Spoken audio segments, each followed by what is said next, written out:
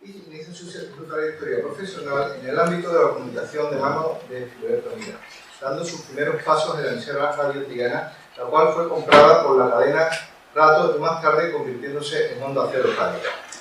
Es periodista jefe de redacción, escritor, director y presentador de programas televisivos, así como articulista de prestigio, teniendo en su cosecha más de 1000 trabajos periodísticos, muchos de ellos sobre Sevilla. Desde 1994 es corresponsal de Andalucía Occidental de la revista taurina Aplauso. En el año 2000, un empresario le encarga hacer un proyecto para una televisión local, creándose así Sevilla Televisión, ejerciendo como jefe de informativo. Más tarde, en el grupo Vocento de ABC, desde Sevilla Televisión y Punto Radio, actúa como jefe de programas de ambos medios. Actualmente realiza los programas conocidos por todos de Semana Santa de Sevilla y Toros en Sevilla, desde 7 Televisión Andalucía en la dirección de Sevilla. Con un marcado estilo diferente de mostrar tanto la Semana Santa como el mundo del toro. Durante su carrera profesional ha pronunciado pregones como el de la Hermandad Rosario y María de Aranjarafe, el pregón de la Semana Santa de Gines, el pregón cofrade de la Hermandad del Carmen de San Gil, de la Macarena, también pregón taurino de Santa Olaya del Cala, el pregón taurino de Huelva, es pregonero, ha sido pregonero de la Semana Santa de Utrera y este año lo será de Huelva. Así pues, Víctor, y todo tuyo, y lo dicho, muchas gracias a ti y a vosotros, a Fernando, a Ana, a Lourdes y a Guillermo. Muchas gracias.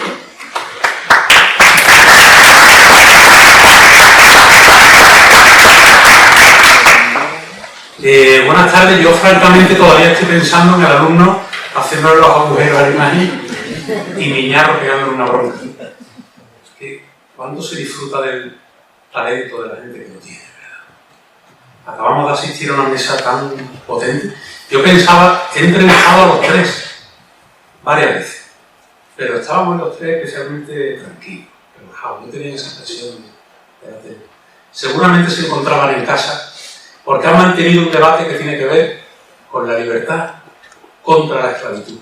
Me ha dolido en el alma cuando Miñarro ha hablado de pantallas. Yo soy un ejemplo nítido de hombre esclavo de la pantalla. Absolutamente. Es cierto que es compatible el avance tecnológico con la creación, con la creatividad. Pero es difícil crear cuando el sistema que te rodea no te deja ser libre del todo. Antes ser libre consistía en decir lo que uno quería. Pensaba. Ahora la libertad es pensar lo que uno va a decir. No hay tiempo para pensar. No te deja el sistema, te ahoga, te globaliza, te aprieta, te empuja. Tienes que pensar esto. No te deja meditar. Por eso quienes dedicamos la vida a las humanidades y a crear y a hacer realidad física nuestros sueños, sea en distintos materiales, sea en letras, somos unos privilegiados porque básicamente somos un reducto de seres humanos libres. Defendamos esa libertad. Usemos las pantallas y los medios tecnológicos que nos dicen los maestros de estas cosas, pero hagámoslos compatibles, por favor, con los cuadernos de los niños que fueron a ver a Miñarro. Porque aprenden a escribir, pero sobre todo aprenden a vivir. Tengo que agradecer a Daniel Bilbao, a Alberto Germán, a Andrés Luque, Teruel, y a Guillermo Martínez que pensaron en mí, porque son las 4 personas, básicamente, que un día me reunieron para contarme este proyecto. Esto que está aquí es un acto de libertad, es un acto de apertura de la facultad a una realidad que está ahí fuera y que responde a una demanda. Muchos chicos y chicas que tienen inquietudes artísticas quieren ser, por ejemplo, imaginen. En esta mesa hay gente. Yo, por ejemplo, a Lourdes le llamo punta de lanza, hija de Longino, todas esas cosas, porque ella aquí donde la ve.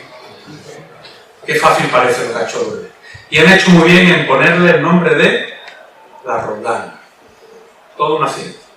Por tanto, no quería empezar, disculpen el discurso, no quería empezar. Estamos en un recinto universitario, luego debe ser templo de las libertades. No quería empezar esta moderación de mesa de talento sin un grito de libertad. Perdón y muchas gracias. Lo que tiene la universidad no debería perder es esa capacidad de análisis, de reflexión, o sea, de libertad. Esta tarde, si bien nos abraza un acto académico de primer nivel, vamos a introducir como licencia una dosis de sentimiento. Y es que si yo voy aquí a estos 4 artistas a preguntarles por algo que ustedes puedan ver en internet, será un fracaso y un aburrimiento. Lo que menos me importa de estos caballeros, con perdón mi señorita, con perdón, es su currículum. Oiga, que su currículum habla de su obra, claro. Pero es que está aquí de manera presente, no virtual. Y a mí me interesa más lo que hay dentro de esas cajas torácicas, en el cerebro, que en internet, que en el currículum. A ver si consigo que ellos, ajustando a la materia que nos tiene hoy aquí, nos abran un poquito el pecho y el corazón. De manera que haré algo horroroso, que es dar algún dato objetivo de la vida de estos artistas. Perdónenme, pero lo pienso así, esto está en internet, lo podrían buscar ustedes, pero yo se lo cuento.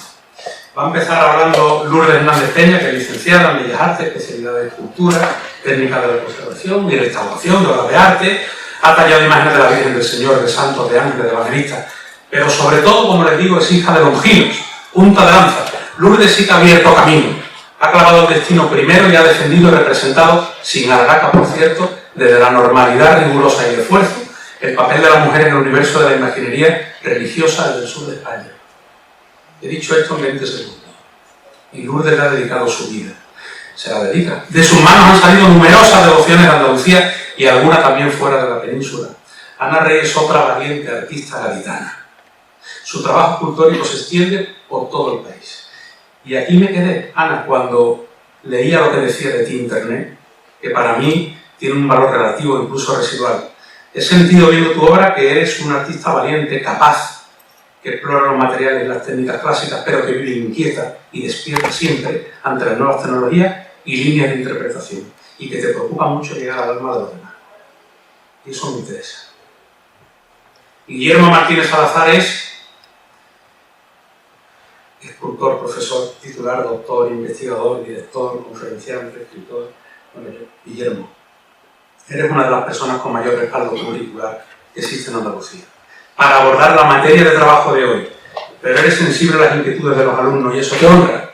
No todos los profesores lo son, no todos tenéis el compromiso. Yo he sido alumno universitario, que ha demostrado hoy Juan Muñoz y que demuestras tú. Transmites continuamente por los poros de tu piel el amor a la escultura como disciplina artística, como universo vital y un asombroso respeto por esa actividad maravillosa que se llama docencia, y atiendas a compromisos dentro y fuera de nuestra frontera, tanto en obra monumental como en arte sacro. Pero eso es casi tu obligación como artista. Lo otro, lo de mojarte en lo tuyo, me parece, Guillermo, que es una cuestión personal.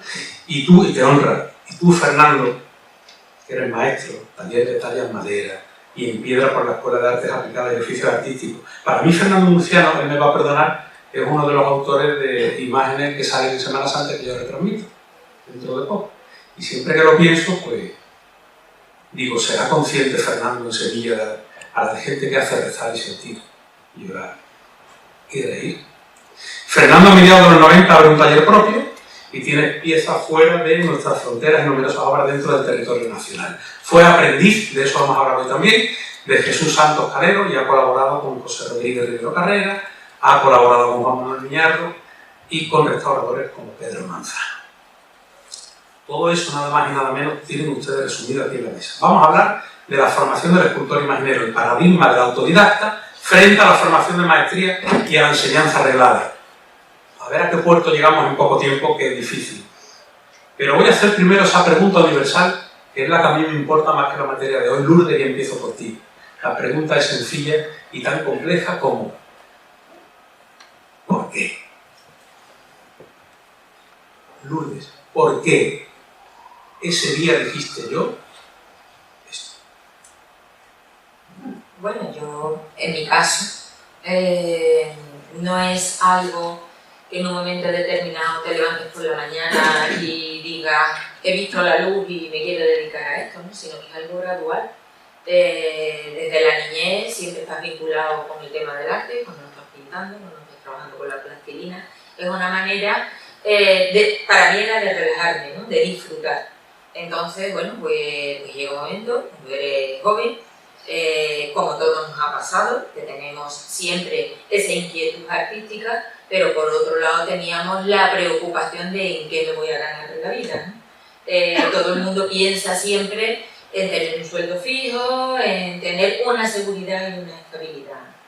Y eso muchas veces jugaba en contra de Bellas Artes. Había un bulo de que el que se dedicaba a Bellas Artes era un hippie que más que menos iba a acabar pintando con las tizas en la calle, ¿no? Y que te ibas a morir de hambre, ¿no? O sea, era una gran desconocida, una carrera muy desconocida en cuanto a las posibilidades de trabajo y de opciones múltiples a las que te podías dedicar.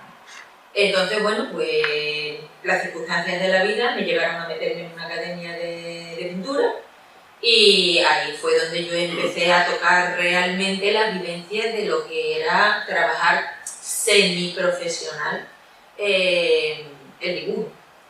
Y ahí fue donde yo me di cuenta de que realmente yo quería Bellas Artes.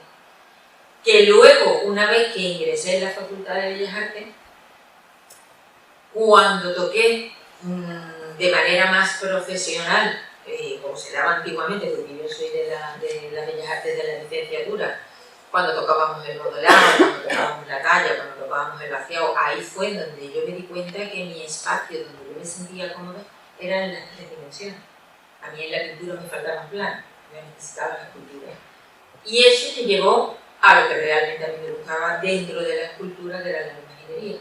Para mí la imaginería es una de las ramas de la escultura más completa, porque no solamente tocaba el barro o tocaba la madera, sino que también tocaba la policromía, tocaba los estofados, o sea, era multidisciplinar en las técnicas, y eso fue lo que a mí realmente me atrapó de la imaginería. Y eso me llevó ya a los derroteros a los que estamos viviendo. Que sepan que hace pocas fechas el decano de esta casa, bueno, Guillermo también, me han confirmado que hay una demanda interesante de mujeres que quieren hacer imaginería. Y algunas incluso no se ponen imaginería religiosa y hay una cierta demanda, una cierta inquietud. Y eso es positivo y bueno. Y Lourdes, como hemos dicho, abrió camino en esto. Ana Rey, en tu caso, ¿por qué? Bueno, yo cuando era muy pequeñita, lo típico de los niños cofrades, ¿no? Que cuando a mí me preguntaban yo decía, pues yo quiero ser Cristo y Virgen cuando sea mayor. Pero claro, cuando vas avanzando en la vida, digamos que te quitan las ganas, como decía Lourdes, cuando tú dices que quieres estudiar Bellas Artes, tus padres son los primeros que te dicen mejor no quieres estudiar otra cosa y ya cuando termines pues te metes en Bellas Artes a ver si... Bueno, porque siempre te han dicho que Bellas Artes es morirte de frío. Eso es así. ¿Qué pasa? Que no es verdad. O sea, Bellas Artes puede ser que haya gente que se muera del frío igual que en cualquier otra carrera que te metas y no sea lo tuyo. Yo creo que el que se mete aquí y tiene talento y sabe por dónde tiene que ir, o por lo menos lo intenta, porque hay gente que a lo mejor no es tanto el talento que tiene, sino como la perseverancia, el estar siempre dando ahí, venga, hasta que lo consigue. Que eso es súper importante también, ¿no? El no rendirse, el saber, el ponerte una meta, el no quedarte esperando a que te llamen a la puerta, sino el coger y decir, yo quiero ir en esta dirección y seguir hasta que lo consigas. Porque yo cuando estaba aquí en la facultad fue cuando yo dije, pues yo, o sea, yo me metí en restauración, pero yo quería hacer imaginería. Pero pensé, bueno, voy a tener un plan B, por si acaso, porque, bueno, nunca se sabe, ¿no? Y entonces yo me metí en restauración, pero siempre con vista a que yo quería meterme en el tema de la imaginería. Y fue el reto que yo me puse. Yo dije, yo me quiero dedicar a eso, y lo encaminé todo a esa meta, ¿no? Y tuve la suerte de que aquí en la facultad precisamente hice el busto de una virgen, y cuando lo publiqué en redes sociales, fue un boom. Se extendió por todos sitios y todo el mundo lo compartió Y la verdad es que tuve la suerte de que yo no tuve que hacer una escalada como hacen otros compañeros que empiezan desde muy abajito y van haciendo muchas cosas y es cuando se van conociendo, ¿no? Yo fue la primera llegar y pegar. Y fue la suerte que yo tuve. Yo siempre lo digo, que fue estar en el momento adecuado, en el sitio indicado, ¿no? Y desde entonces empecé a tener trabajo y hasta aquí, hasta el día de hoy. ¿Dónde estará esa línea en la que se encuentran el talento y la formación? Hay gente con mucho talento que no está formada. En escultura hay gente muy formada que no tiene talento. ¿Dónde se encontrarán o se separarán esas líneas? Bueno, a ver si luego me acuerdo y me lo pregunto. Como quiero preguntaros otra cosa bastante más profunda. Guillermo, en tu caso, ¿por qué?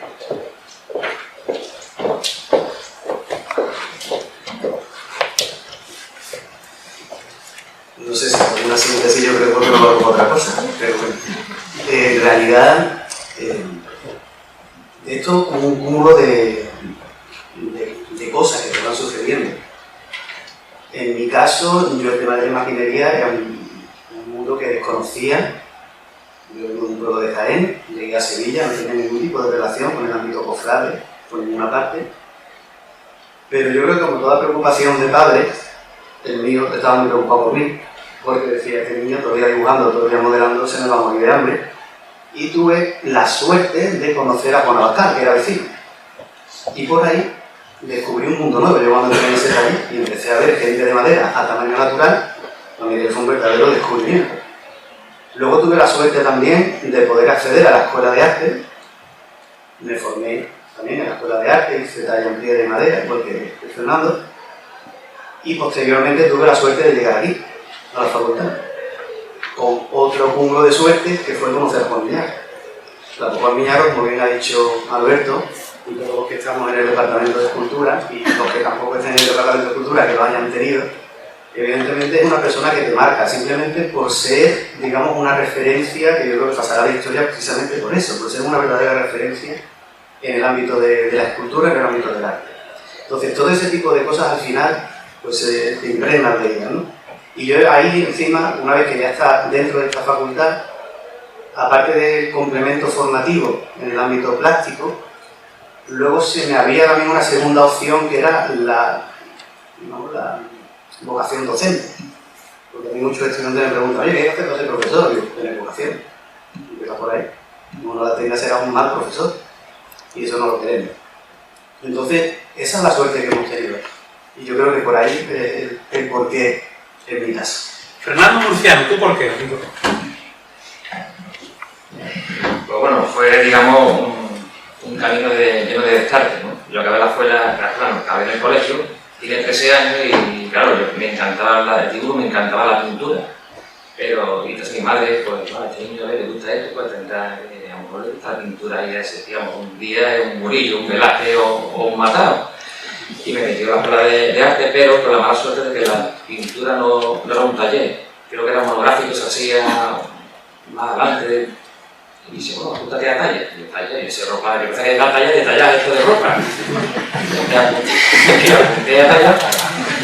Y claro, yo al principio estaba un poco perdido, porque claro, a mí lo que me gustaba era dibujar, pintar con un conocimiento básico, ¿no? Y después empecé a sentir, digamos, a gustarme lo que es la restauración.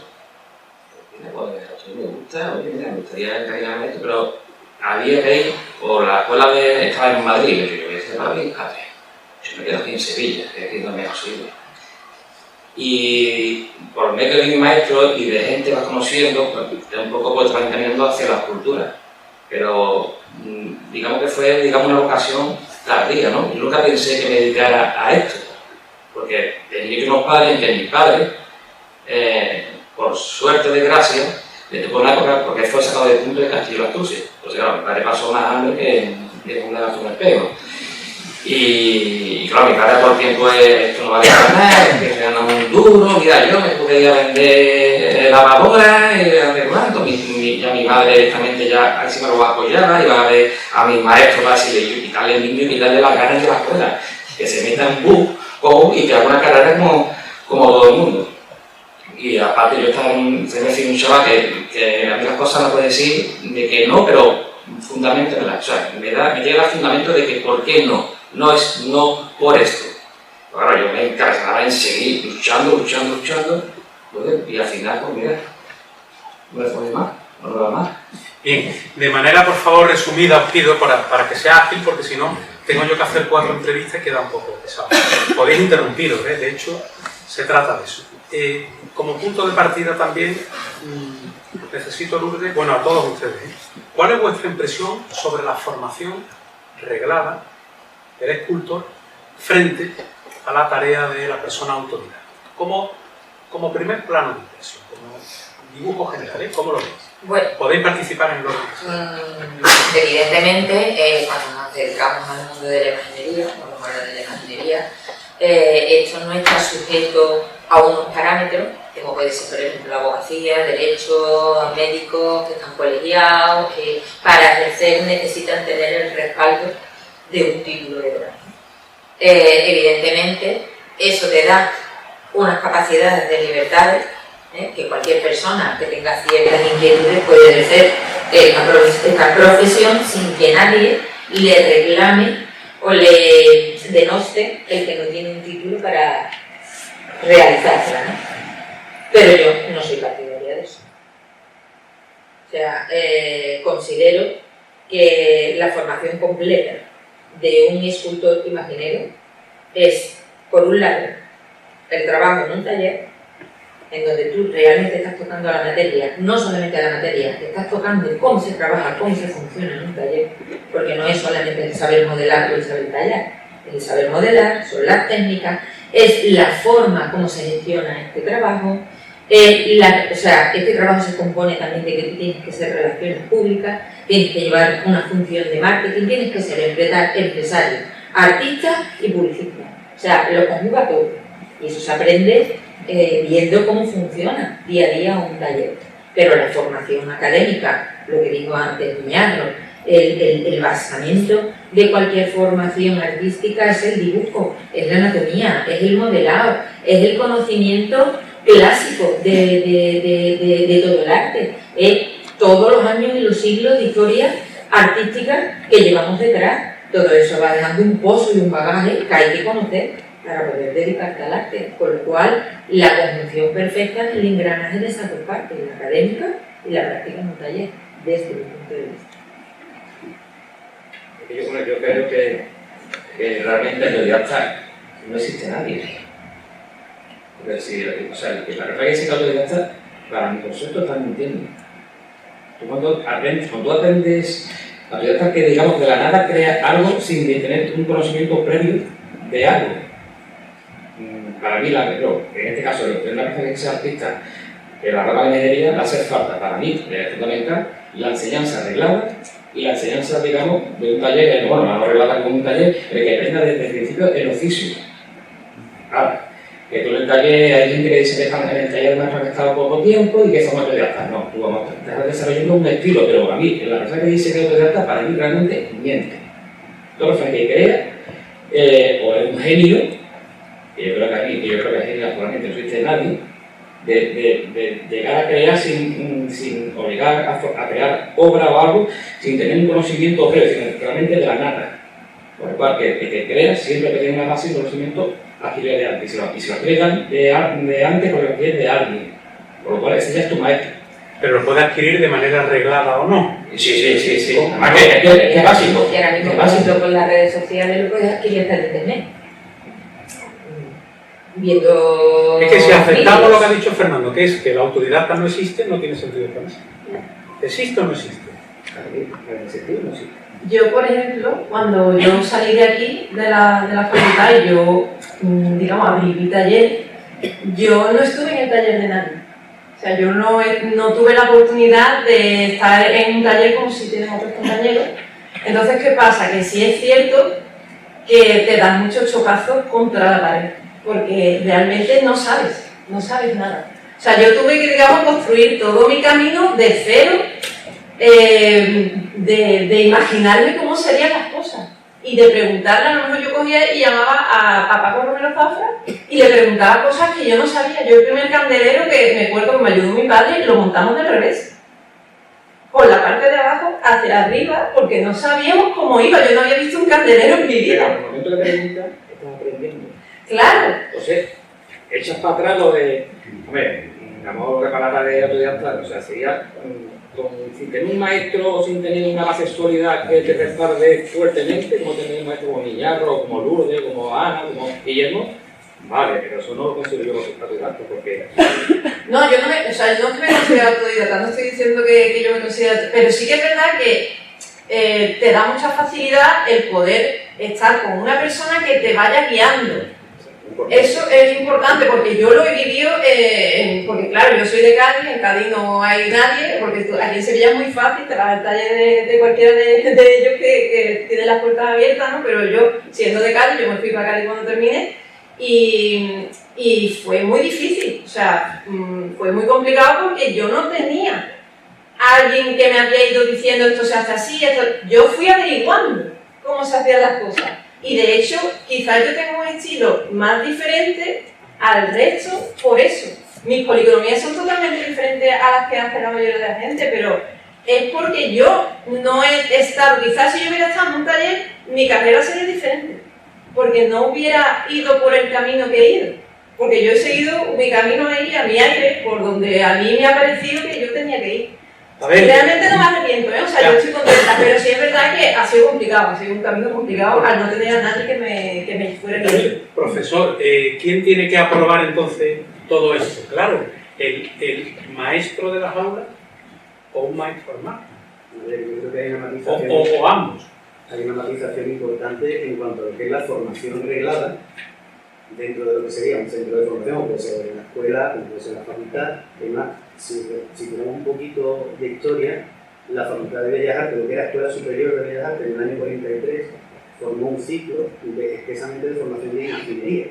Era maestro imaginero Martínez Montañez, que montó Hernández Díaz, y tuvo la aprobación del Ministerio de Educación Nacional.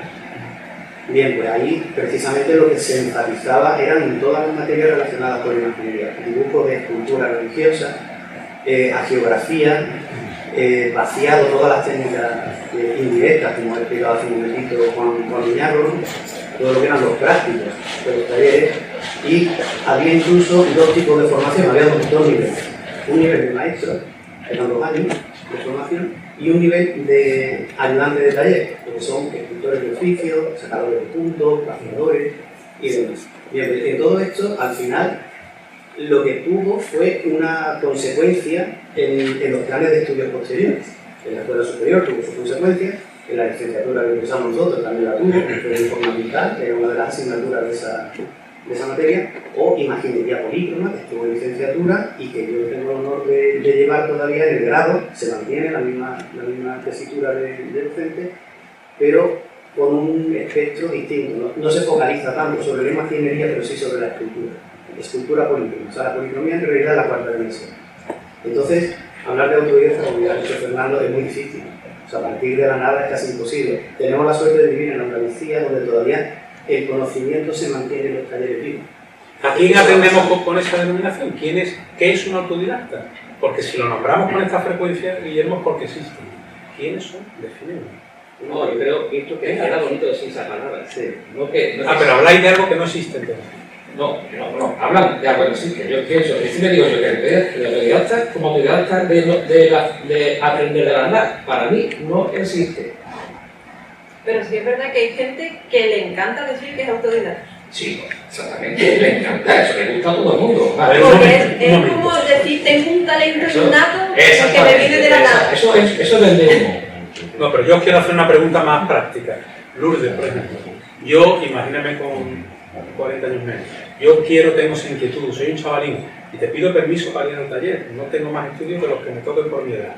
Y empiezo ahí con una regularidad pasmosa, cumpliendo algo. Y no me matriculo en nada. Bebo de ti. Y un día resulta que me empiezas a encargar cosas. Y yo te digo y te pongo, ¿no? Y te empiezo a hacerte cosas. Y un día me pongo a modelar barro y otro día y termino con mi gubia, y hago una imagen. Y puede ser que yo tenga talento natural y me llegue a cosas bonitas y solo me hayas enseñado tú. Eso no es Vamos posible. a ver, yo sí te digo lo mismo. vamos. Digo Lourdes apoyado por internet, talento, Toda la visualización, persona. trabajo. Toda persona que se dedique al arte, algo de talento innato tiene que tener, ¿vale? Digamos la materia bruta, pero esa materia bruta luego hay que dirigirla. Y ahí es donde viene el aprendizaje, da igual de qué tipo, ¿vale? Tú me lo podrías dirigir, ¿no? Por ejemplo, Vale. ¿qué ocurre? Que en el aprendizaje en un taller está muy acotado. ¿Por qué está acotado? Porque en un taller evidentemente se tiene que producir. Entonces, si yo me dedico a la imaginería, voy a dedicarme a hacer Cristos, vírgenes, santos, pero hay una rama muy grande de lo que es la escultura que no vas a tocar. Entonces, ¿dónde se toca eso? En la zona, en las academias, en la facultad, en arte y oficio quizás menos, quizás más aquí, en la facultad superior. ¿Por qué? Porque el basamento fundamental de cualquier escultura, de una imagen, es el cuerpo humano. Entonces, yo no tengo posibilidad de ponerte a ti un modelo natural para que tú puedas visualizar, que es lo que estaba hablando antes, Miñarro, que se aprende de ver, de educar la vista. Y para educar la vista tienes que ver y practicar, ver y practicar, ver y practicar, y tú tocar la forma, equivocarte, ensayo y error. Eso es necesario. Entonces, esa parte te la complementa la facultad. El dibujo del natural, la composición entre dos figuras, la perspectiva, todo. Eso te lo complementa la facultad. Tú desde que acabaste de estudiar hasta hoy, Lourdes, como escultora, ¿cuántas cosas has aprendido? Bueno, es que yo no termino de aprender. Yo no termino de aprender por dos razones. Primero, porque salen nuevas técnicas. Segundo, porque salen nuevos materiales. Tercero, porque aprendes de ver lo que hacen otros compañeros. Estamos constantemente observando unos a otros. Entonces, cuando ves algo novedoso que te llama la atención, curioseas por aprender. Entonces, eso es una constante evolución. Yo considero que nosotros tenemos que estar siempre dando una vuelta de tuerca más. ¿Hemos conseguido esto? Pues a por la siguiente, a por la siguiente. Si te estancas, mal. Guillermo, ¿qué es un autodidacta? Y sácame de ese apuro, ¿existen o no? Porque si no existen, no tenemos nada de lo que hablar. Vamos a hacer eso. Cualquier persona que no tenga formación reglada no es nada. Me parece que se va a inventar un autodidacta tan temprano. A ver, como bien ha dicho Lourdes, la formación reglada universitaria o de cualquier academia te da una base muy sólida y muy amplia, pero es verdad que el oficio, el oficio es el taller. Y en el taller, si encima tienes que producir, difícilmente le puedes dedicar un porcentaje de tiempo grande a esa formación. Entonces, como que ese complemento, yo creo que lo ideal es tener una formación reglada y después el complemento del taller es que te va a terminar de hacer. Y por supuesto tener la vocación, si no tienes esa vocación, si no tienes esa inquietud, el artista nace o se hace. ¿Sabéis qué pasa? Quienes dedicamos la vida a escribir, yo que entiendo que hay dos tipos de personas que escriben, los de brújula, básicamente, ¿no? Los de brújula y los de mano. Aquellos que se lanzan a escribir, venga, y tiran para adelante con una idea, y se organizan, y los que necesitamos un mapa, y nos dejamos un poco la meta y estructuramos las cosas y vamos trabajando poco a poco. Sin embargo, hay personas que se ponen delante del papel sin una idea previa, sin una organización real previa, y tienen tal talento que construyen una obra literaria memorable tirando de brújula, de intuición. No existe eso en la escultura. No hay gente capaz, sin estudios, simplemente de haber estado 20 años al lado del Louvre de una Pompeya, por ejemplo, de ponerse delante de una madera y decir, aquí, unas manos, memorable, aquí, este trozo de madera, ponerse con la lluvia y hacer algo maravilloso, eso es inviable. Sí, no. Eso es lo que estamos hablando, que inviable no es, porque realmente ¿Y esa está persona recibiendo cómo una se formación. llama? ¿Cómo se llama? La formación que ha tenido es verte, beber de ti. Pero Víctor, Eso, lo que ¿cómo se ocurre es llama? que esa persona tendrá un virtuosismo en una parte de la materia, que será haciendo imaginería, pero si lo sacas de ahí y mañana el encargo que te viene es de hacer un monumento, o te viene algo profano, o te viene algo abstracto, pues no podrá atenderlo como el poeta no atiende a la narrativa. o como el novelista no se Pero enfrenta a los versos. pienso que es mutilarte en el conocimiento. Depende, O sea, no, claro, claro. pero el conocimiento es algo tan universal, tampoco podemos, creo yo, aspirar a saberlo todo. ¿Y si la persona lo que quiere ser es poeta? Pues igual no se está perdiendo una cosa.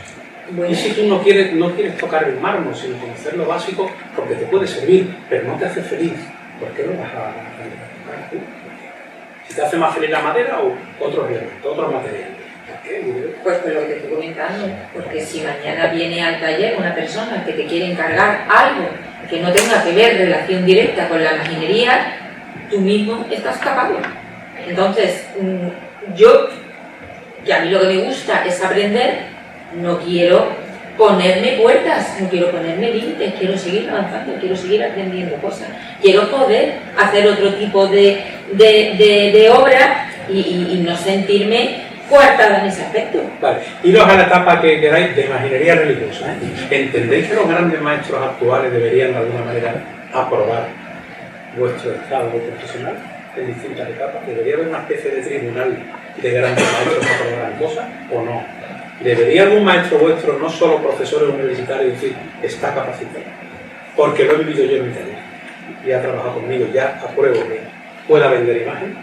¿Algo así debería existir o no? Yo creo que la pregunta sería, ¿y cómo es que has el dato? No sientes que eso... Esa es la pregunta que yo te he hecho a ti. Sí, sí, pero ¿qué puedes estar hablando? Sí, a mí, realmente, mira, sé corregir o no. Yo como mantengo relación, lo considero como un padre. Y para mí que me corrige, aunque la forma de hablar, para mí es como un halago. Que no me dice como es. Por una persona que cuando está capacitada, él también está capacitada para valorar a los alumnos, a los que realmente, digamos, nosotros los autónomos que tenemos que decir, mira, que estaría bien, yo no me cierro a eso. Pues se aprende todo de lo bueno y de lo malo. Yo es que eso lo veo peligroso. Lo veo peligroso porque la imaginería yo lo sufro a veces, el tema de que como me salgo un poco del tiesto, pues seguramente yo estaría muy crucificada en ese tribunal. Entonces a mí a lo mejor no me dejarían hacer lo que yo quiero. Por lo tanto yo eso, ¿quién iba a valorar eso? ¿Qué personas? ¿Qué iban a juzgar? ¿Qué condiciones me iban a poner para hacer mis obras? Yo eso lo veo peligroso. Sí que es verdad que sin juzgar el estilo de las personas, sí que debería de haber alguien que dijera esto no está a la altura de nada, o sea, porque claro, se ven cosas por ahí que dices tú, es que esto lo van a poner mañana encima de un caso y es que no llega ni a muñeco de falla, pero claro, ¿quién dice eso? ¿Quién lo pone? El mercado.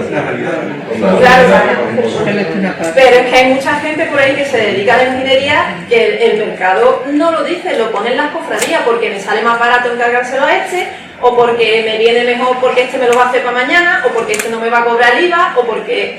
Entonces al final el mercado no es tanto vosotros, el mercado, o sea, la obra te la está comprando una cofradía, y la cofradía es la que elige al productor. Pero la puede aparcar. Yo conozco una borriquita que más bien parece, vamos, y está aparcada en una iglesia de aquí del pueblo de Sevilla. Referente a como referente a la serie maestra, que cuando una obra está bien hecha, los pasos previos no se pueden ni debatir, ni criticar. Está bien hecha la obra, porque la ha hecho con una cocina, porque la ha hecho con un ratón, porque la ha hecho con una botella de cristal. ¿Está bien hecho? No cuestiona de nada. Si la pregunta era quién dice si está bien hecho. Vale, yo te voy a comentar un criterio. Estamos hablando de cosas completamente muy líneas, completamente diferentes. ¿Vale? Si nos vamos a la práctica, evidentemente en el mercado existe todo y cabe todo. Y hay una versatilidad de clientes, porque yo no te voy a hablar ni de hermandades ni de parroquias, vamos a decirle del cliente, ¿vale? Que se rige por unos factores que muchas veces no son la calidad artística. Muchas veces ese cliente que encarga la obra busca lo económico, otras buscan a lo mejor provocar, otras buscan, porque no te estoy hablando de que tenga que ver para parroquia, puede ser, por ejemplo, para un museo, puede ser una fundación, puede ser quien sea, un particular mismo que encargue la obra, ¿vale? Entonces, los dictámenes con los que se rigen a la hora de encargar, nosotros los recibimos y ahí no podemos hacer nada. Te explico. Si viene alguien con un criterio que lo que les prima es el dinero, mire usted, es que yo considero que mi trabajo tiene este precio. Si vamos a entrar en un zoco, aquí al regateo, pues ya no tiene nada. En ese elenco tendrás a muchos más escultores que te den el trabajo mucho más barato. E incluso también tendrás artistas que no estén ni siquiera dados de alta. Y evidentemente, si estamos hablando en esos términos, yo ahí desde luego no puedo entrar a competir. Yo no puedo competir con una falta de IVA, yo no puedo competir con una falta de impuestos, yo no puedo competir en ese aspecto. Entonces, ¿cuál es el problema? Que este trabajo no está arreglado por nada. Y las reglas, ¿quién las pone? Pues las pone, por un lado, creo que el propio artista, que tiene que empezar por respetar su trabajo, y el respetar su trabajo implica que no te bajes los pantalones a lo que quieran muchas veces los clientes, porque le estamos dando la mano de que hagan con nosotros lo que quieran. Entonces muchas veces parte también de nosotros decir hasta que llegamos. Pero hablamos de arte. Y de dignificar el trabajo. Y si tú, que no es tu caso evidentemente, y si tú no estuvieras de alta y no, en fin, hacer las cosas un poquito regular, y yo que soy el cliente quiero, sea como sea, un Hernández Puna, sí o sí lo quiero, sabiendo de una situación tuya irregular, me da igual, quiero tu arte, tu mano, y lo quiero pagar, lo estoy haciendo normal, ¿no? Como pienso. ¿Por qué alguien que sí está de alta se va a meter contigo conmigo? Si yo lo que quiero es tu obra. Vamos a ver, estamos hablando, eso existe hoy en día, y que digamos que no es un asunto, existe hoy en día, pero tiene una lógica, ¿vale? Es comprensible que cualquier persona que empieza en este oficio no puede empezar ni con las cuotas de precio que hay, ni puede empezar pagando a lo mejor un autónomo, es comprensible, ¿vale? Ese hombre, o esa mujer, o esa artista, empieza su trayectoria, digamos, trabajando por unos precios, hasta que alcanza, o se abre camino, o se hace de un nombre, y alcanza una cuota. Lo que no es lógico es que gente que tiene 29, 30, 40 años de trayectoria y tiene un nombre se baje a estos niveles, porque entonces lo que estás haciendo es cargarte el mercado. Y cuando revientas el mercado, te empiezas a montar. ¿Tan feo está el mercado? ¿Tan mal está? Sí, en ese aspecto. Tanto en la RAI, tanto... Sí. El problema es que tú ahora sí, si no más que tienes que meterte en Facebook y poner imaginero, te salen 400 millones.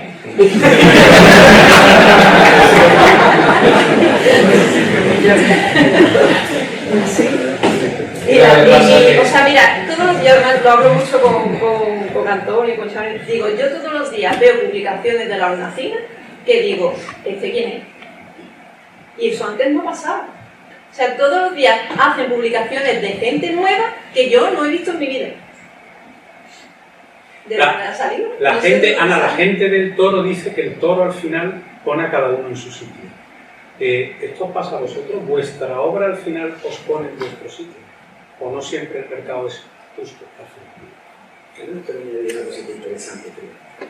Al hilo de la diferencia que nos evitó el primer día el profesor Andrés Muguer, que nos puso un poquito el organigrama de cómo ha sido o cómo se entiende la imaginería del 20 al 21, del mitad del 20 al 21. Y en el fondo hay mucho de estética, hay mucha estética en el camino. Y es cierto que la imaginería de esa segunda mitad del 20 a la imaginería que se está haciendo de hoy, Soriana, por ejemplo, es muy peculiar, ¿no? muy personal. En realidad, todo eso tiene que responder a por una parte la demanda y por otra parte el lugar. Yo tuve la fortuna de hacer un recorrido bastante extenso y además era sobre todo sobre el tema de arte sacro, no imaginería, sino arte sacro del siglo XX, que es otra persona.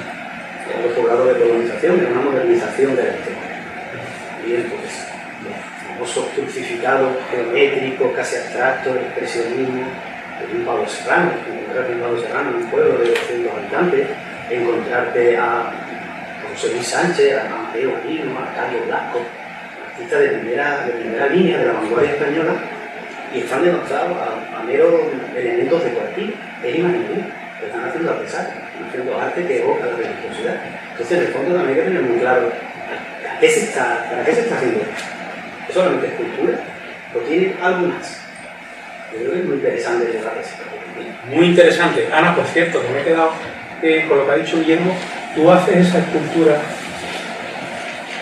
porque lo sientes así, que sale así naturalmente, o para ajustarte a un mercado. O sea, esa línea tan radicalmente distinta a todo, ¿es tuya natural o...? Sí, y el día que no puedo hacer eso, me dedicaré a eso. O sea, yo elegí ese camino porque, y bueno, yo poco a poco intento ir todavía cruzando un poquito más la línea. lo voy intentando porque es como la rama que va cogiendo poco a poco, pues, más o menos voy diciendo lo mismo. Y voy intentando dar una vueltecita más en lo que a mí me gusta, porque a mí lo que me gusta es el realismo y buscar esa línea. Y yo entiendo que hay un Cristo, una Virgen, hay una línea que es muy complicada pasar, pero por ejemplo con el tema de figuras secundarias y demás. ¿La frontera del realismo con el hiperrealismo dónde está? Es que muchas veces a mí me dicen, ¿tú qué haces hiperrealismo? Realmente yo no hago hiperrealismo. A ver, hiperrealismo depende de lo que tú consideres hiperrealismo, porque el hiperrealismo es una imitación total. De que tú pongas ahí una imagen, quizás la imagen más hiperrealista que yo tenga es la Santa Maravilla que tengo en el Escorial, que además está vestida con hábitos de allí de las carmelitas y tú la ves ahí y parece que es de verdad, porque todas las texturas, todo está hiperrealista. El último romano que hice para Valladolid, igual. Entonces, ¿por qué dices que no haces hiperrealismo? Lo hago en lo que puedo, porque no en todas las figuras puedes. O sea, no todas las imágenes. Mira, yo me acuerdo cuando yo salí, que salió, por esa época salió el Juan Manuel Parra, que salió con una Virgen y un San Juan, que eran muy realistas. Lo podías considerar incluso hiperrealista, tener sus pestañas de abajo puestas. Eso se quedó ahí. ¿Por qué? Porque le dieron tanta caña a eso, porque la gente decía que eso no era imaginería, porque a mí me gustó. ¿Quién te pone al final de tu sitio entonces, Guillermo? ¿El mercado, el distinto, el qué? Evidentemente lo que hemos hablado. Al final esto es justo, digo al final. Tú estás en el sitio que mereces, todas esas personas que he dicho Guillermo están, me temo que no. Vamos a ver, ¿quién te pone en tu sitio? Yo creo que en tu sitio te pone el tiempo. El tiempo... Siempre. El tiempo te va a poner siempre. El tiempo filtra o hace un camino. Y a lo largo de los años van cayendo muchos, por circunstancias económicas, por circunstancias familiares o por circunstancias artísticas. Se van manteniendo a flote otro tipo. ¿El qué influye? Pues vamos a ver, hay una cosa y un factor que es muy importante también en esto. La Semana Santa está sujeta a modas. O sea, no está exenta de las modas. Sí, bebemos del barroco, pero es verdad que fluctúa muchas veces. Entonces, en muchas ocasiones se ponen de moda determinadas imágenes que luego no lo están y luego vuelve otra vez. Entonces, eso, en nosotros los escultores estamos también afectados a eso. Una persona, que pongo por ejemplo los casos de Ana Reina, ¿no?, que tiene esa peculiar manera de trabajar, si resulta que cuando sale ella o irrumpe en el mercado lo que está de moda es lo totalmente contrario, pues lo va a tener mucho más complicado. ¿Vale? ¿Y de quién es la culpa? Pues no es de nadie, es social, porque no podemos olvidar que la Semana Santa, la parte cultural, el peso histórico, está sujeto a la sociedad y también está a lo que demanda la sociedad en ese momento. Entonces, a lo mejor hay etapas en las que se demanda un tipo de imaginería, por ejemplo, cuando se puso de moda la Virgen Morena, ya no se quería la Virgen de estilo granadina, eso ya es que era rancio, pero ahora ha vuelto. Entonces ahora lo que no se quiere es la Virgen Morena, guapetona, por ponerte, ¿no? Entonces, en ese aspecto, los escultores pues aunque hay demanda y oferta para todo, vamos encajando en función también de lo que nosotros vamos haciendo en determinada clientela. Entonces te vas acotando a determinados momentos y a determinados sitios. Hay siempre gente, siempre va a haber clientela que va a demandar lo tuyo, por gusto, o por localización, o por lo que quiera que sea. Y tu clientela pues acabarán siendo las parroquias, las hermandades, o los museos, o las fundaciones, o los clientes particulares. El camino te va llevando. No, vamos a enfocar ya a emprender la parte final de esta mesa de trabajo, ¿eh? Pero no os he preguntado quiénes son vuestras fuentes reverenciales. Esos espejos ineludibles, esa fuente donde acudís a beber cada vez que necesitáis tocarlo. Lo que para mí es Delibes o Conrad o Dum, ¿no? ¿Quiénes son para vosotros? Fernando, ¿a qué sitio acudes, a qué maestro para decirle de suelo? Bueno, cuando tengo una duda realmente en un trabajo, pues siempre recurro a Juan, no le pregunto. Pero era figura, ¿ves? ¿Vivo o muerto? Vivo. ¿A qué maestro acudes cuando tienes que resolver algo? Yo quedé impregnado y, digamos, casi traumatizado de mi primer viaje a Italia. Por lo cual, para mí Italia es la base en la que yo siempre, cuando todo ese algo... Dime escultura ya, ejemplo. No, que posee el poder. Bernini, Miguel Ángel, Rogardi... Ahí, esa es tu fuente. Sí. Pues claro, yo muchas veces digo, bueno, cuando hay que hacer algo hay que pensar en grande, ¿no? En grande. En el campo pensaba que pensar de salga es diferente. El tema que se trata de sacar ni el 0,1%, pero eso digamos lo que es la base de la escultura. Porque la minería la base es la escultura. Para que después lleva que intenta tirarle realmente alma, ¿no?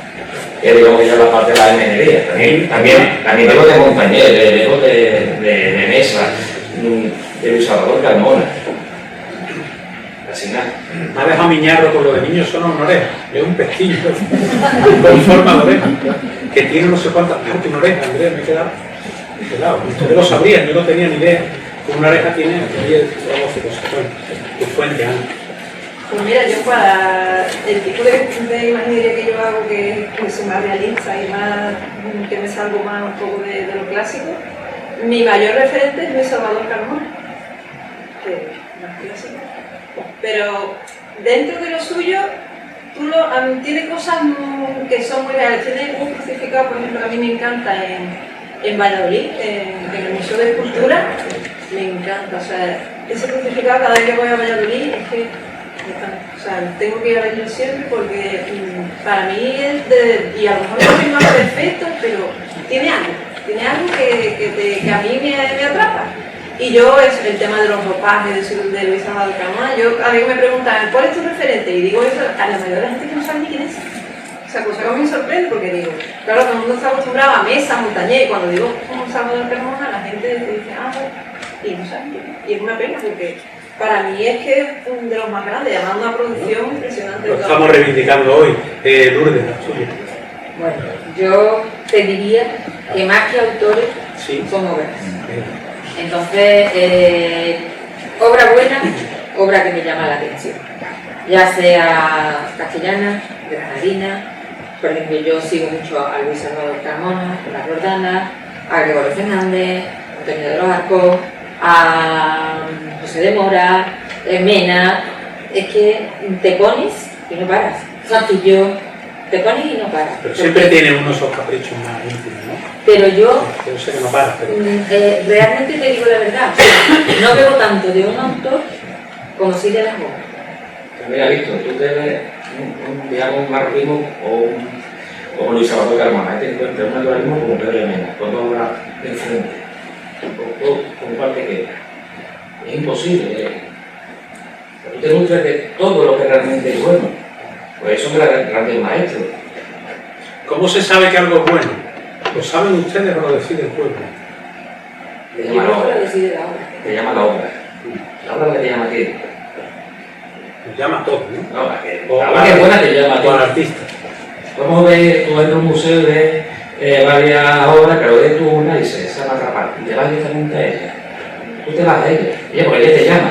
A mí nos ha pasado hace poco en un museo muy importante de este país, viendo una obra pictórica, me gusta mucho la pintura, tenía muchas ganas de verla también, estaba acondicionado, pero bueno, llegué a verla ya hace poco y delante de ella se me saltaron las lágrimas impresión que me causaba cómo se puede pintar así. Pero yo no soy pintor ni artista, yo soy poeta, ya. ¿A ese autor lo hace grande la gente que como yo le llora o los pintores que deciden que él pinta bien? Hay una cosa que yo creo que en el fondo aquí estamos todos hablando de arte, de esencia. Y hay una frase complicada de resolver, que es ¿qué es el arte? Bueno, pues tuvimos la suerte de que mi decano me resolvió la vida. El arte es como enamorarse, el arte es química. Eso que sientes cuando te pones delante de una obra y te pega ese pellizco y te hace llorar o te hace sentir, en realidad te está enamorando de ti. Te está enamorando del producto que ha hecho un artista. Entonces yo creo que en el fondo el objetivo de los artistas es enamorar a través de nosotros. Conseguir transmitir, sea lo que sea, lo que queramos, transmitirlo a través de nuestra propia práctica artística. Ya sea la escultura, la pintura, y tu fuente. Pues, todo vale todo que están aquí. Y unos cuantos más, ¿no? Pero en realidad yo creo que todos ayudan. Ayudan los que te evocan ese sentimiento, incluso también te siguen los que no lo producen. Referente a lo que te he dicho de arte, todavía ha llevado una razón y yo, claro, el torero es arte, el actor es arte, el cantante es arte, la escultura, la pintura, todo eso es arte, y bueno, eso es realmente el arte, que han sido de frío, ¿no? Y el arte es lo que es expresión, es la necesidad del modo de expresar lo que tiene realmente dentro, o sea, a raíz de la música, del papel, del barrio, del pincel, de lo que sea, es expresión. Es la forma que tiene el humano de expresarse, sacar de dentro el interior, el alma suya, ofrecerse a la gente y que la gente vea lo que realmente ese hombre, de qué está hecho esa persona. ¿Qué papel juega, estamos acabando, Guillermo, qué papel juega a día de hoy esta facultad, la Universidad de Sevilla, referido a la Facultad de Bellas Artes, ante una inquietud que me habéis contado vosotros que hay de mucha gente que quiere interesarse por la ingeniería? ¿Qué le puede ofrecer esta facultad? ¿En qué punto estamos? ¿Y cómo podéis crecer en la oferta? ¿No? Porque además no me habéis dicho que hay. ¿Qué soluciones ofrecéis? La formación artística en la Facultad de Bellas Artes de Sevilla en realidad responde a un programa de estudio de grado. Entonces es cierto que los grados universitarios son de carácter generalista. Tenemos una formación básica, van a tener conocimiento de muchísimas materias, pero si bien es cierto, ni la licenciatura anterior, ni en el grado, ni por desgracia en muchos más sitios, hay una formación específica sobre imaginería. Hay inquietud. Bueno, este año pues, hemos tenido la suerte de tener a Alberto Germán un poquito al timón y tener un primer ciclo de imaginería. O sea, ya por lo menos tenemos la presencia de esa necesidad dentro de la casa. A partir de ahora, pues lo interesante será empezar a crecer. Si hay que hacer algún gráfico, si hay que hacer algún tipo de actividad, pues será el momento, ¿no?, de empezar a crecer en esa línea. Si el año que viene tenemos un buen resultado de las conclusiones a las que llegamos con el primer ciclo, pues ya hacemos pues una exposición y a partir de ahí vamos. ¿Tienen ustedes alguna pregunta que hacer? ¿Ninguno de vosotros? ¿Puedo saber si hay una persona interesada en hacer imaginería aquí? Sí. Oye. Soy mucho. Qué alegría. Y ninguno de vosotros tiene nada que decir. Os obligo yo. Yo tengo una pregunta. Venga. ¿Qué hay que hacer cuando sale de esta facultad y tiene su título? Para vivir de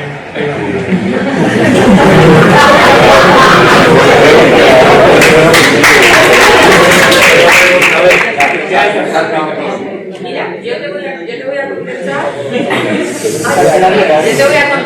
¿Qué tienes que hacer ahora?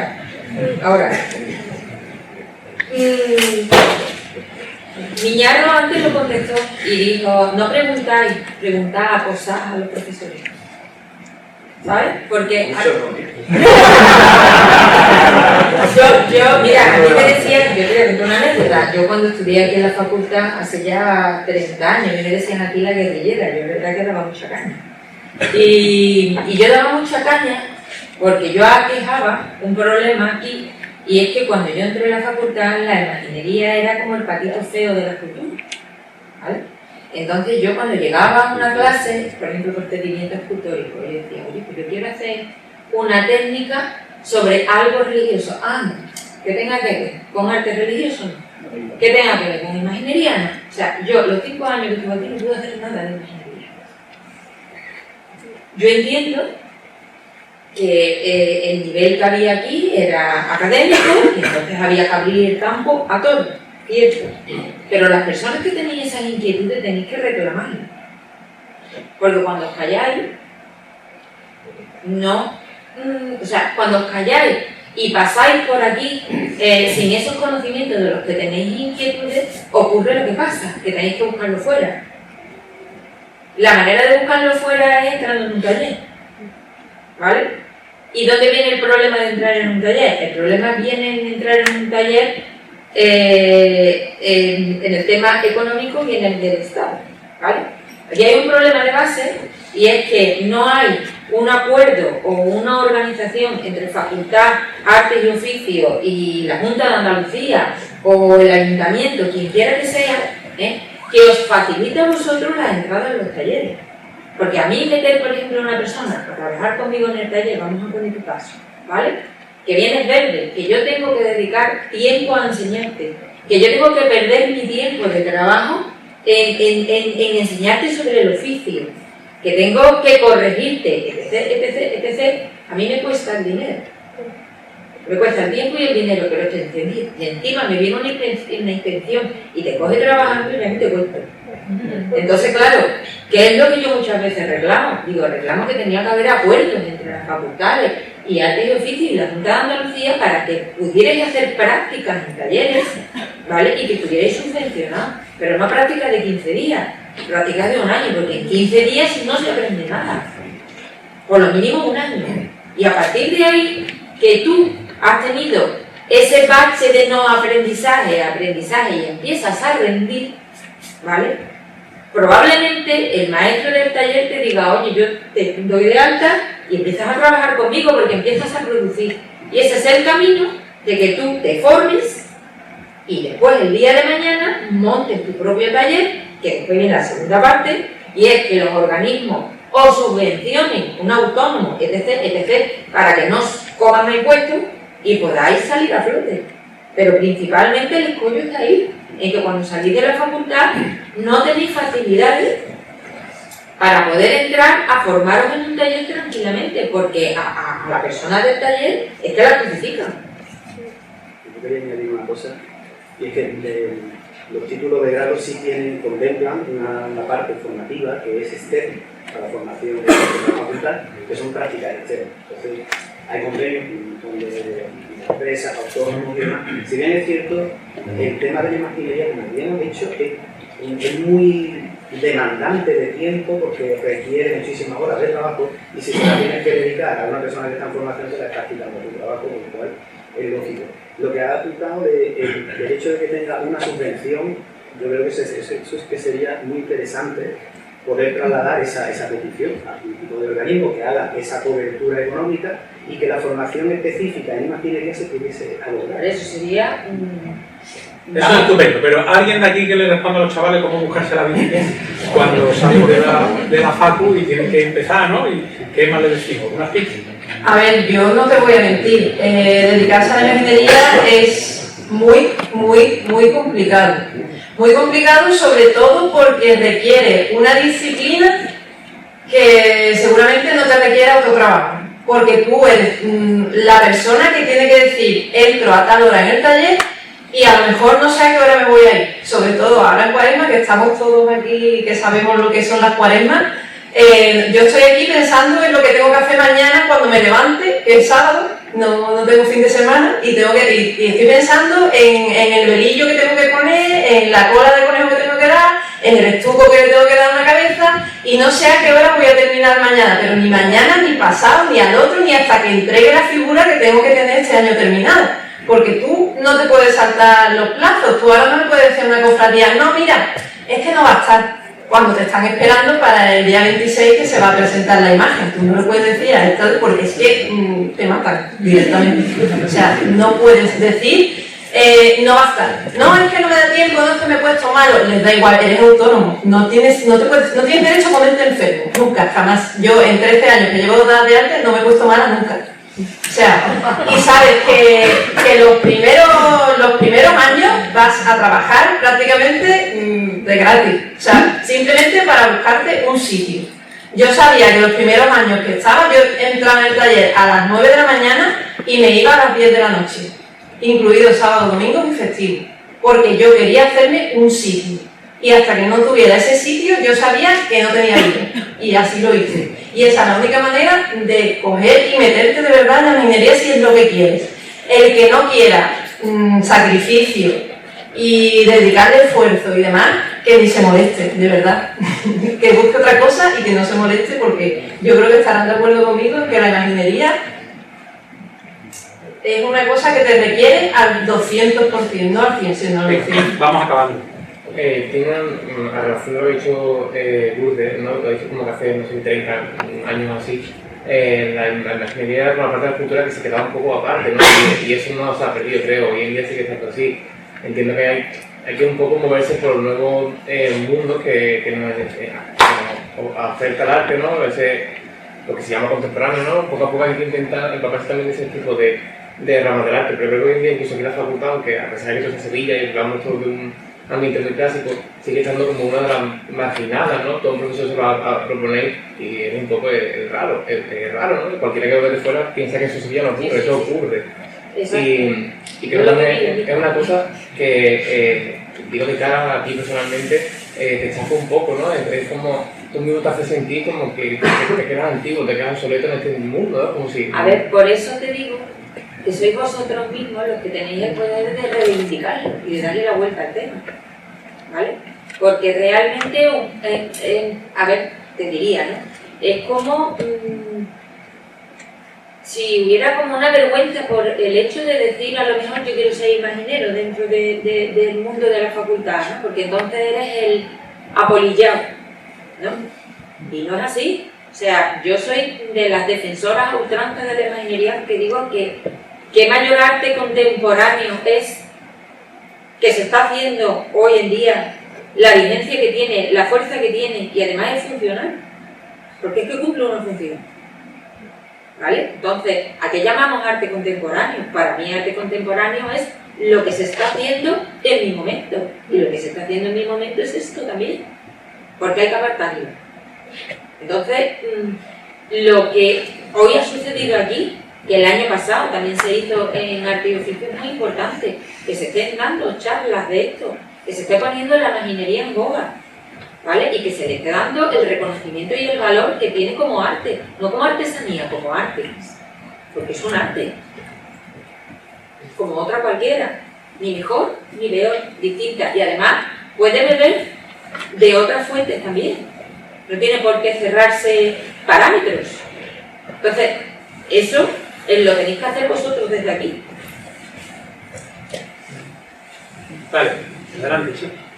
Yo tengo una pregunta, sobre todo para Guillermo, en lo que es el tema de los estudios, porque por ejemplo, para los que somos egresados, si se acaba de poner un ciclo nuevo que trata de la imaginería y yo no lo pude dar en su tiempo, porque encima no soy licenciada, que lo tengo, son 4 años, o sea, es un año menos, y ya se están dando cosas nuevas y que a lo mejor a mí me harían falta, en vez de irme a lo mejor a un curso o a un taller que estoy más desprotegida en ese aspecto, sobre todo también para el autónomo, si habría alguna posibilidad de abrir como pequeños cursos dentro de la facultad para antiguos alumnos, que se puedan ir renovando un poco en esos estudios, para no perder el contacto tampoco.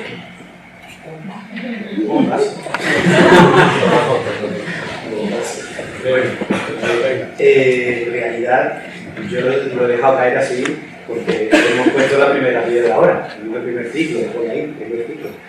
Desde el segundo ciclo, si vemos que esto sigue teniendo la demanda por parte vuestra, evidentemente yo creo que sí tendría cabida darle una cobertura de formación. Entonces, como bien dices, estudiantes que ya hayan terminado su ciclo formativo en la facultad, ya sea a nivel de licenciatura, a nivel de grado, yo creo que podrían hacerse un poco como seminario formativo como externo al plan de estudio. Porque evidentemente no tendría cabida en un plan de estudio porque no está aprobado por la MECA, no está aprobado por el Espacio Europeo de Educación Superior, pero sí es cierto que si le damos esa cobertura académica dentro del centro, y especificando las materias que contemplan, que sería talla, vaciado y tal, evidentemente no tendría ningún problema de poder abarcar ese espectro de estudiantes que ya están formados, pero de todas maneras, vamos, lo digo a modo personal, no sé, a nivel académico, de ordenación académica, si eso tendría no cobertura, eso hay que estudiarlo. Bueno, antes de que sigáis poniendo un apuro a los miembros de la mesa, vamos a dejarlo aquí. ¿Tenéis alguna pregunta más que entendáis que no? Lo vamos a dejar aquí. Muchas gracias a los cuatro. Ahora entiendo que viene, ¿no, Alberto? Un cierre especial del día, pero antes, con el permiso de ustedes, ¿tú cómo te llamas? José Luis. Es que no me quiero ir de aquí esta tarde sin decirte algo. Yo soy del mundo de las humanidades, no. A mí para el arte no. Aquí somos todos de humanidades. Pero ya te entiendo. Pero sé que me has entendido todo. No quiero dejar que te vayas sin una respuesta que igual necesitas escuchar. Cualquier persona que en lo que soñó un día de niño ha llegado más o menos a conseguir sueños que se cumplen, tiene detrás una historia durísima, durísima, lo que nadie sabe, de renuncia, de penuria, de esfuerzo, de entrega, de dolor, todo para alcanzar una meta de un sueño. Luego deséalo con esa fuerza, siéntelo, suéñalo, vívelo de verdad y vea por ello, sin miedo. Porque si solo te contamos lo que hay difícil, igual te va a doler y te va a aburrir. Y no es necesario. Ya con el sueño tan grande que tú tienes, José Luis, estás sufriendo lo tuyo. Levántate cada mañana, sonríe, échale a la vida lo que hay que echarle, y si tú lo que tienes ya es talento natural, solo te queda entregarle tu vida a tu sueño.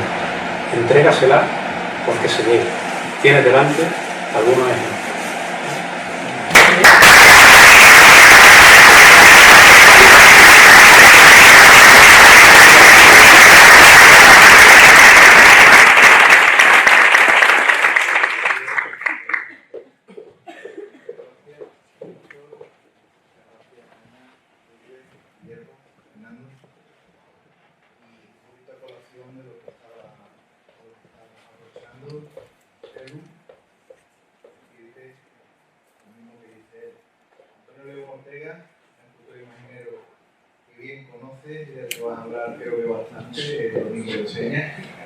Dice que había tres cosas importantes para llegar a ser un buen escultor imaginero: trabajar, trabajar y trabajar. Y es el camino, es el camino. Y el día que pienses que te has tocado techo, entonces me dedico a otra cosa. Bueno, daros las gracias, os vamos a nuestros alumnos, os van a dar un obsequio, una metopa, réplica hecha precisamente por Guillermo Martínez Natal, el decano.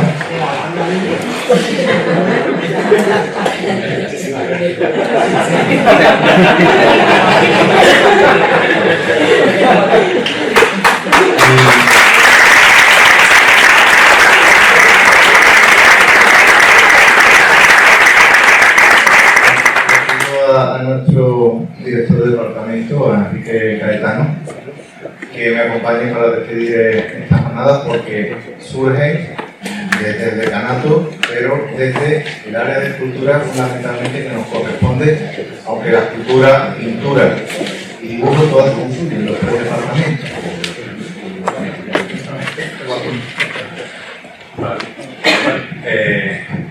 Bueno, yo en primer lugar dar las gracias a todos los participantes, los que han participado hoy, los que han participado estos días atrás, y especialmente, bueno, por supuesto, a todos los asistentes y a mi querido amigo Alberto, que está metido mucho fregado, pero que ha tenido tiempo y criterio para poner esta iniciativa en práctica, que espero, como se ha anunciado aquí ya en el momento, que no se quede en el primer año, porque probablemente este tipo de cuestiones, el primer año bueno, se hace con mucho arrojo y se hace con todo este éxito, que creo que puedo decir ya que ha tenido estas jornadas, pero a veces para la continuidad se quedan un poquito ese ánimo de lo que nos está grabando a que se publique de alguna manera por el servicio de comunicación de la universidad, en fin, que se le dé el formato que sea necesario para que esto haya tenido la continuidad que creo que es necesaria y que es una evidencia que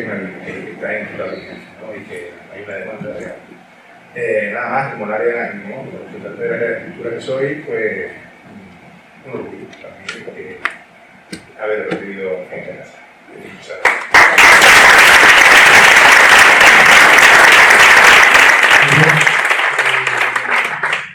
Como se dice siempre, es de bien nacido ser agradecido y cerrar este ciclo. Primero diciéndoles que, conociendo lo que dice Enrique, estamos ya trabajando en el siguiente ciclo. Ya estamos estudiando, estamos ya pensando y soñando. No debemos de soñar y trabajar. Vosotros los alumnos sois los que tenéis que generar la demanda y nosotros tenemos que estar a vuestra disposición. Agradecimiento concretamente y muy especialmente pues a Víctor García Rayo y a tu medio, a Siete Televisión Andalucía, por ayudarnos a que esto llegue a más personas, porque es interesante que lo que decimos la gente de las artes llegue al común de los mortales, como se dice. Transmítelo a tus compañeros, por favor. Después la Academia Iberoamericana de la Rábida, que ha colaborado expresamente con nosotros. A la imagen del ciclo, a Israel Tirado, un alumno egresado brillante, con el mejor expediente de su promoción y que es el que ha creado la imagen a partir de fotografías que él mismo hizo en el taller de Juan Manuel Miñar. Que sepáis que es el origen y ha trabajado y ha plasmado perfectamente el espíritu de este primer ciclo, el génesis de este ciclo. Y bueno, hay que agradecer la labor silenciosa de nuestros alumnos que están aquí también aprendiendo y colaborando, y los voy a decir los nombres porque es de justicia: a Moisés Álvarez, a Paula Arquero, a Fátima García, a José Luis González, a Eñel López, a Francisco José López, a Mía Más, a Cristian Montes, a Guillermo Navarro, a Almudena Sosa y a Antonio Amado. Y también uno muy especial a nuestro equipo de audiovisuales, de técnicos de esta facultad, de los cuales también nos sentimos muy orgullosos, porque han hecho un trabajo ímprobo con los medios que tenemos y cada vez a más, ¿no? A Javier, a Enrique y a José, gracias porque han sido unas semanas apasionantes, complicadas, pero yo creo que en cierto modo se ha conseguido y siempre con el espíritu de ir mejorando. Bueno, pues gracias a todos, Nomida Tomás y Fernando, Ana, Víctor, Lourdes y Guillermo, un abrazo muy grande y muchísimas gracias.